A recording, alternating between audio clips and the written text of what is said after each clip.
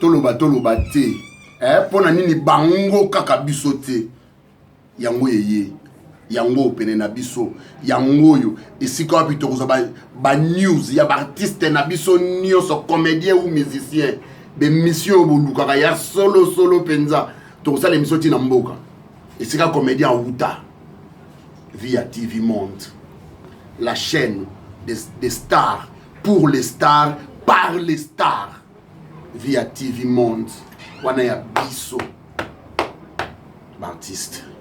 Vous s'abonner massivement. Toutes tendances confondues. Autre pays nanité. Autre pays nanité. Via TV Monde. Yamonde ya biso pour les stars par les stars. Check. C'est bon.